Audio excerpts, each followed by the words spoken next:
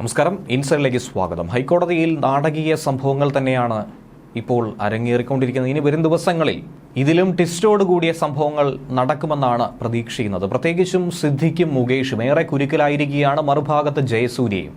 സിദ്ദിഖിനും മുകേഷിനുമെതിരെ arrest warrant അടക്കമുള്ള നടപടികളിലേക്ക് police സംഘം കടക്കുമോ എന്നുള്ള ആകാംക്ഷ തന്നെയാണ് നിലവിലുള്ളത്. കാര്യം ഗുരുതരമായ ആരോപണങ്ങൾ ഒന്നിലധികം ആളുകൾ പരാതിപ്പെട്ടിരിക്കുന്നു. മറുഭാഗത്ത് സംവിധായകൻ രഞ്ജിത്തും ഗുരുതരമായൊരു പ്രതിസന്ധിയിലൂടെയാണ് കടന്നുപോയിക്കൊണ്ടിരിക്കുന്നത്. ഈ സാഹചര്യത്തിൽ മുകേഷിനെ സംരക്ഷിക്കുന്നത് സംസ്ഥാന സർക്കാർ എന്ന ആരോപണം ഉയരുമ്പോൾ കോടതിയിലാകട്ടെ ജാമ്യത്തിനെ എതിർത്തുകൊണ്ട് തന്നെയാണ് സർക്കാർ നിലപാട് സ്വീകരിച്ചിരിക്കുന്നത്. MLA ആണെന്നുള്ള പരിരക്ഷ നൽകില്ല എന്ന് കഴിഞ്ഞ ദിവസം പറഞ്ഞത് അക്ഷരാർത്ഥം ശരിയാണെന്ന രീതിയിൽ തന്നെയാണ് മുന്നോട്ട് പോകുന്നത്. കോടതിയിൽ ജാമ്യത്തെ എതിർത്തുകൊണ്ടുള്ളൊരു നീക്കം തന്നെയാണ് സംസ്ഥാന സർക്കാരും നടത്തുന്നത്.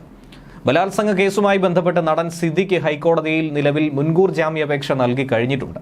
യുവനടിയുടെ ആരോപണം അടിസ്ഥാനരഹിതമാണെന്നും ഗൂഢാലോചനയാണെന്നും കെട്ടിച്ചമച്ചതാണെന്നും ചൂണ്ടിക്കാട്ടിയാണ് ഈ ഹർജി സമർപ്പിച്ചിരിക്കുന്നത്. ഏകദേശം 5 വർഷം മുൻപ് ഒരു സമൂഹ മാധ്യമത്തിലൂടെ ഈ നടി ഉന്നയിച്ച ആരോപണം തന്നെയാണ് വീണ്ടും ഇപ്പോൾ പൊതുമധ്യത്തിൽ ചൂണ്ടിക്കാണിക്കുന്നത്. അന്ന് ബലാത്സംഗം ചെയ്തു എന്നൊരു ആരോപണം പറഞ്ഞിട്ടുണ്ടായിരുന്നില്ല. പക്ഷേ ഇപ്പോൾ 5 വർഷത്തിന് ശേഷം അത് ബലാത്സംഗ പരാതിയായി മാറിയിരിക്കുന്നുവെന്നും അത് മനഃപൂർവ്വം തന്നെ അപമാനിക്കാനാണെന്നും സിദ്ദിഖ് മുൻകൂർ ജാമ്യാപേക്ഷയിലൂടെ പറയുന്നു. മുൻകൂർ ജാമ്യ ഹർജിയിൽ തീർപ്പുണ്ടാകുന്നതുവരെ ലൈംഗിക പീഡന കേസിൽ അറസ്റ്റ് തടയണമെന്ന ആവശ്യത്തിൽ തന്നെയാണ് സിദ്ദിഖ് മുന്നോട്ട് വരുന്നത്.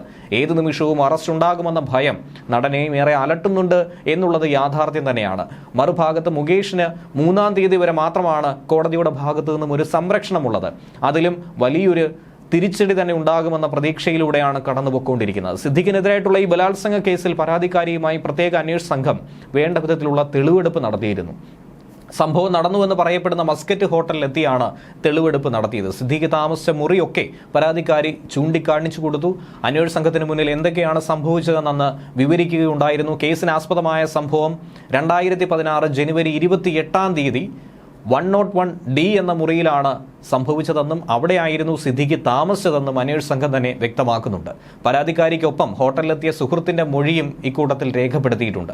തെളിവെടുപ്പ് പൂർണ്ണമായും വീഡിയോയിൽ ചിത്രീകരിച്ച് തെളിവായി തന്നെ സൂക്ഷിച്ചു വെച്ചിട്ടുണ്ട്. ഈ തെളിവുകളൊക്കെ തന്നെ കൃത്യമായി ശേഖരിച്ച് അറസ്റ്റ് അടക്കമുള്ള നടപടികളിലേക്ക് കടക്കാനുള്ള പ്രതിസന്ധി എന്താണോ അതൊക്കെ നീക്കി കൃത്യമായ നീതി നിർവഹണത്തിലേക്ക് കടക്കുമെന്നാണ് കേരള പോലീസും പ്രത്യേക അന്വേഷണ സംഘവും വ്യക്തമാക്കിയിരിക്കുന്നത്.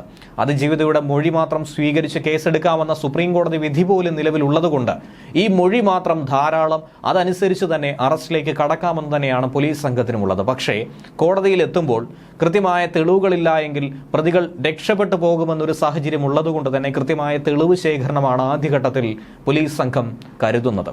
അതുകൊണ്ട് ഇതൊക്കെ അടിസ്ഥാനമാക്കി തന്നെയാണ് എല്ലാ പരാതികളും ശേഖരിച്ച് മുന്നോട്ട് നീങ്ങുന്നത്.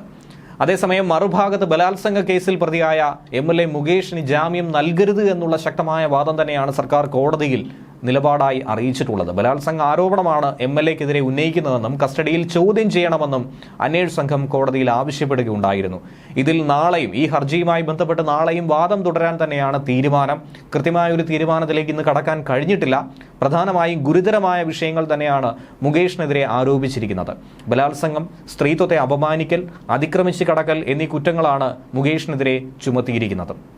മുകേഷ് MLA ഉൾപ്പെടെയുള്ള നടന്മാർക്കെതിരായ ലൈംഗിക അതിക്രമ കേസുകളിൽ പ്രതികളുടെ അറസ്റ്റ് ഉടനെ നടത്തേണ്ട ഒരു സാഹചര്യം നിലവിലില്ല എന്നാണ് അന്വേഷണ ചുമതല കൂടി വഹിക്കുന്ന AIG പൂങ്കുഴലി IPS വ്യക്തമാക്കുന്നത്. കാരണം പെട്ടെന്നൊരു അറസ്റ്റുമായി മുന്നോട്ട് പോയാൽ മേൽക്കോടതികളിൽ ജാമ്യഹർജിയുമായി പ്രതികൾ സമീപിച്ചേക്കും. കൃത്യമായ തെളിവ് സമർപ്പിക്കാൻ അന്വേഷണ സംഘത്തിന് ഈ ഘട്ടത്തിൽ സാധിക്കില്ല. ഒരു പ്രാഥമിക അന്വേഷണത്തിലൂടെയാണ് കടന്നുപോയിക്കൊണ്ടിരിക്കുന്നത്.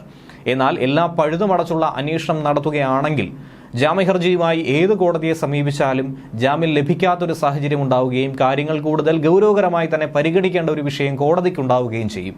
പ്രതികൾ മുൻകൂർ ജാമ്യാപേക്ഷയുമായി കോടതിയെ സമീപിച്ചിട്ടുണ്ടെന്നും കോടതി നടപടികൾ പരിഗണിച്ചായിരിക്കും ഇനിയുള്ള ചോദ്യം ചെയ്യൽ അടക്കമുള്ള നടപടികളിലേക്ക് കടക്കുക എന്നും പൂങ്കുഴലി IPS വ്യക്തമാക്കിയിട്ടുണ്ട്. ഏറെ വർഷങ്ങൾക്ക് മുൻപ് നടന്ന സംഭവങ്ങൾ, ഏകദേശം 10 വർഷത്തോളം പഴക്കമുള്ള പല വിഷയങ്ങൾ, അതുകൊണ്ട് കൂടുതൽ അന്വേഷണമാണ് ആവശ്യമായിട്ടുള്ളത്. കേസിൽ മുകേഷ്, കോൺഗ്രസ് നേതാവ് അഡ്വക്കേറ്റ് ചന്ദ്രശേഖർ, മണിയൻ പിള്ള രാജു എന്നിവരുടെ മുൻകൂർ ജാമ്യാപേക്ഷകൾ എറണാകുളം പ്രിൻസിപ്പൽ സെഷൻസ് കോടതി പരിഗണിച്ചുകൊണ്ടിരിക്കുകയാണ്. അടച്ചിട്ട കോടതി മുറിയിലാണ് ഇതിന്റെ വാദം നിലവിൽ നടന്നുകൊണ്ടിരിക്കുന്നത്. ന്യൂസ് ഡെസ്ക് മലയാളി വാർത്ത ഇൻസൈഡ്.